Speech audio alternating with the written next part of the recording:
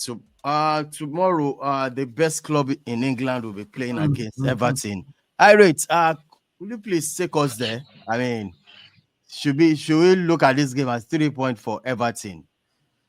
The thing Talk to is, me, I rate. I read something this morning. I mean, apart from Amorim seeing it, finding himself in a situation he should have expected. I mean, he has to be a clown if he's surprised by what he's seen by these Man United players. He has probably not been watching them, or or nobody, or he was not informed because he's actually having a go at individual players. He's had a go at Johnny Evans.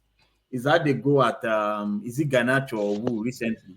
He's having a direct go at players. And I said this thing. I said the move is risky for his career, and it has How do happened you to say other that? coaches.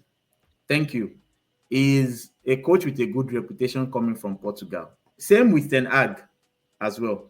And we saw how Ten Hag found himself in this pit called Man United. And Yeah. now his stock has fallen. And Ruben Amorim is currently walking that line right now. And he is already complaining. His first press conference, he said he has belief in himself and the club. Ben. And the next one after the first game, he said his players are struggling to adapt to his methods and are making a lot of mistakes. And the That third is one, he one. said you basically finished the game with anxiety. And he You said yes. already He said setting the players were afraid. you're And they setting finished a the game. wrong trajectory with those kind of statements. No, Good. it's not looking good. He's setting a wrong precedent by making those kind of statements and having a go directly at players. Not even someone as experienced as Johnny Evans. Come on. But the thing is, we saw yesterday how shaky Man United have been. And now I'm reading in rumors that Man U want to go for Osimhen in January. And I'm like, how can you waste 600 million They are just joking.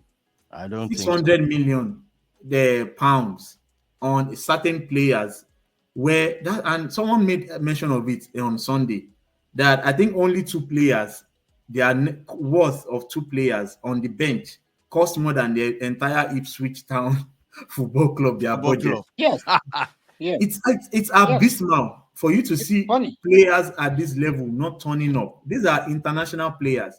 Rashford is just keeps his head down. He looks like he's struggling. He looks like he needs to see a therapist. He needs a psychologist. He needs everything right now. Marcus Rashford at Man United. And Could we now do they are the saying, okay, could we do the Victor treatment that Gyökeres and could all we of do these the players I treatment that this mentioned. guy gave could we do the treatment that this guy gave this person gave Balotelli when Balotelli was giving him issues and he told Balotelli directly, young man, I think you need to get a wife. Because if you can manage a woman, I think you if a woman handles you, your head will be straight. I think that's what he needs to do. Because I personally, why I feel sad for Rashford is this. I've seen Rashford play. I have seen Rashford basically take this United team single-handedly to the Champions League. I have seen it several times. And I begin to wonder, where did it go wrong? First of all, Hmm. I want to pinpoint it at a particular incident. I think it was an incident whereby Rashford came out to tell the manager then that he didn't want to play up front Up as a front. number nine again.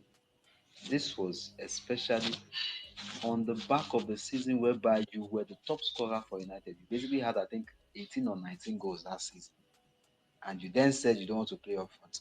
Ever since he said he doesn't want to play up front, Rashford has gone missing.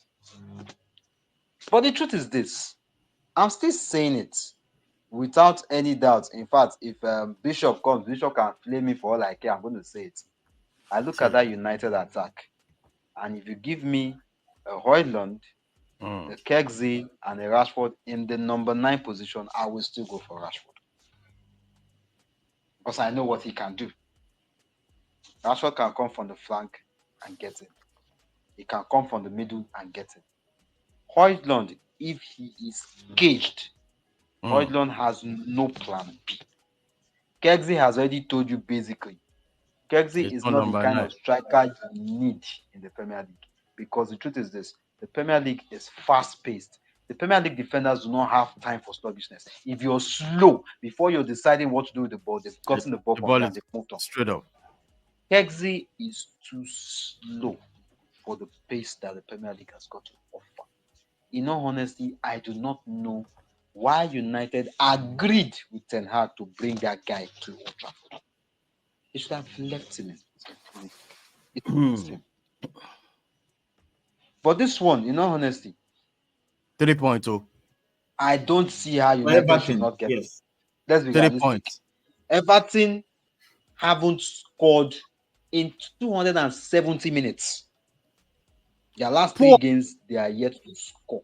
But Jeffers, Man United are struggling, especially at the back. So I don't. Especially at the back. How do you see Everton, despite not being, scoring goals so far, not scoring in this fixture? I see them scoring in this fixture because Man United, that backline can't doesn't do anything right now. We saw them against Bodo Glimt yesterday. Bodo Glimt. I'm sorry, they are not. You know up why? to You know why I'm that actually. quality. You know why I'm actually worried about this game for United? Because that, see, if there's any game United should get 3 points in, it's this one. Because the next fixture, you're going to the Emirates to play Arsenal. And believe you me, and so that look at United this man. backline, Look at this man. that your backline looks like easy fodder. I hate to say it. It's looking easy. It's Luke Shaw looking is easy. back. It's Luke Shaw is back. Luke Shaw has never convinced me before. Luke Shaw is back. He will play a good game today. The next game he goes for a very silly tackle and he gets injured. Then you're back to square one. Is that what we want? I cannot trust Luke Shaw with anything. No, honestly, because he's as fragile as anything. He could break. Yeah.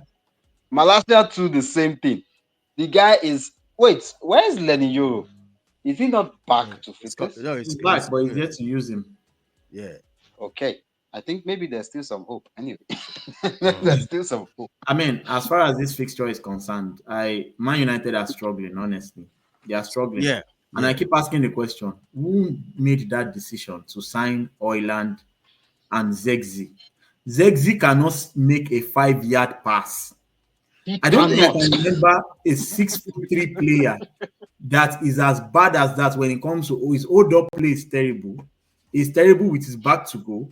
Every opposition defender in the Premier League is able to contain him. What is his quality? Who brought this man? This is quality. That's the I don't. question. I mean, I'm hearing he's going to go on loan in January. I don't think Amorim fans. I mean, I'm looking at. I wonder what he's doing in training because I'm like, this boy he probably needs to go somewhere and just continue and learn for some time before he can come back because he is not up to scratch at all. Talk less of for a team like Man United. But this is where they find themselves. So much money spent with little to show for it. And I wish Amorim all the best, like I've said. It's a game of two struggling teams, honestly. But I still think Everton's backline is more solid than Man United right now. And Man United are struggling up front and at the back. So if you do the math, this might actually be an Everton win or worst case scenario, a 0-0 draw. A draw. So I'm expecting a boring 0-0 draw in this